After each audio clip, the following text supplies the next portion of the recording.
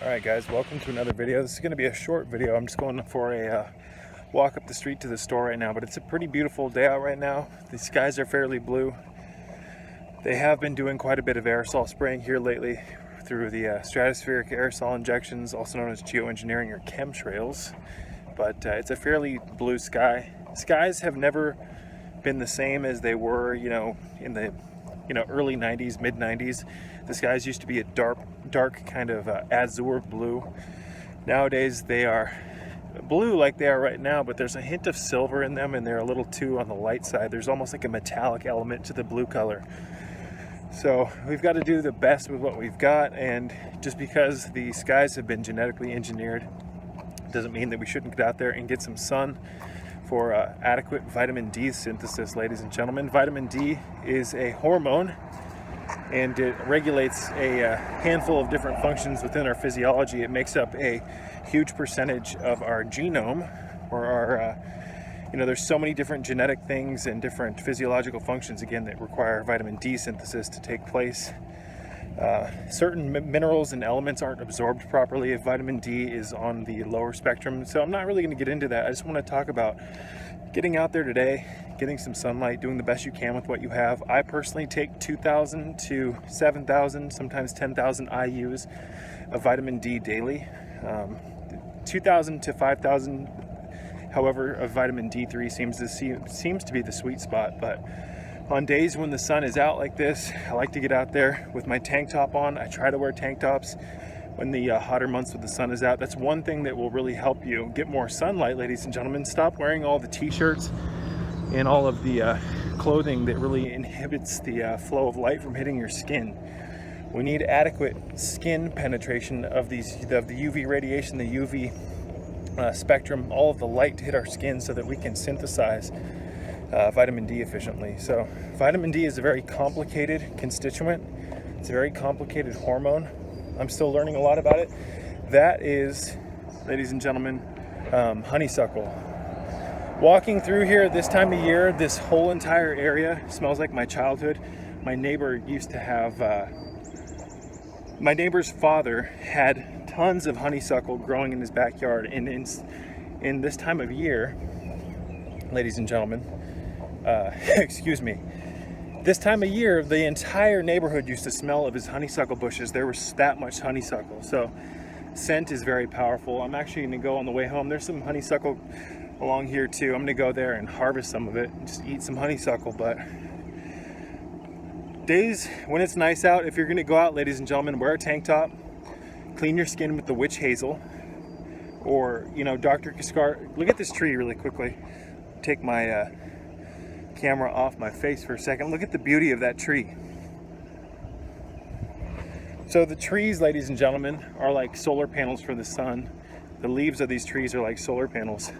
Our skin needs sunlight as well.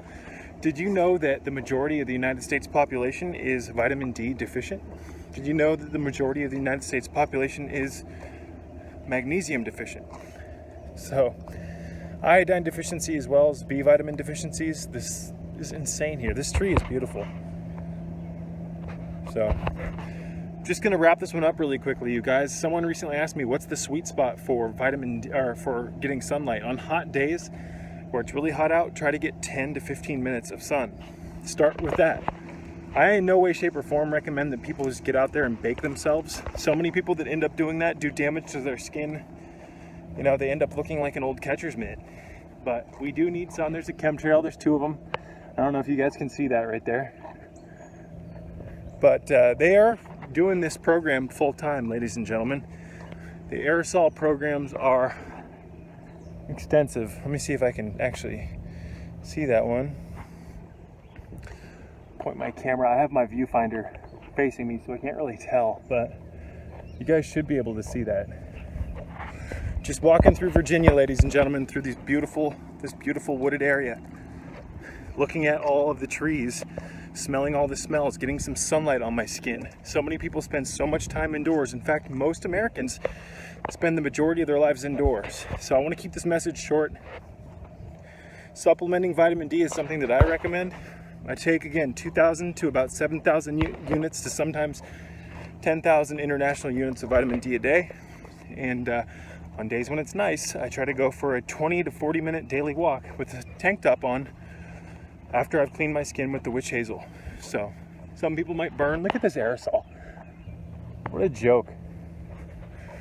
My skin seems to be able to take it pretty well currently, but 10 to 15, 20 minutes of sunlight on the skin plus supplementation and you should be fine. You're gonna want to have your vitamin D levels checked, because there is such thing as vitamin D toxicity. You can take too much of this stuff.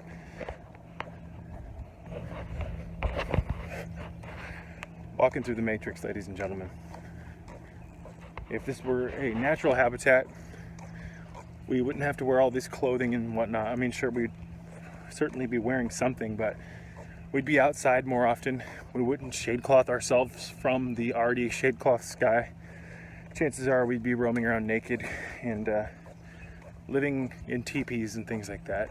So right now we live in a manipulated world where there's these strange boxes, excuse me, mailboxes. This is the type of world where telephone poles are erected next to trees. We've got all this energy running through these neighborhoods, ladies and gentlemen, and all these houses are hooked up to Wi-Fi.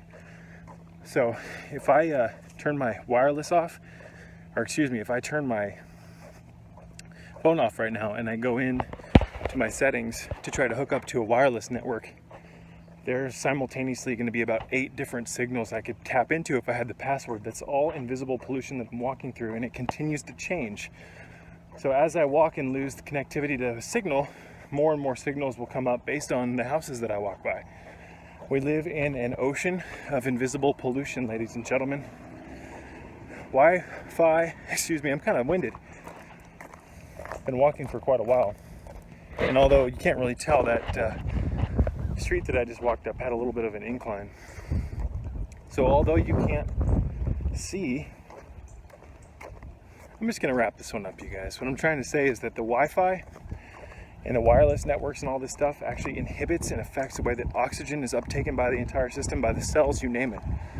So getting out there, ground yourself to the earth, get some magnesium in you, ladies and gentlemen. Peace be with you.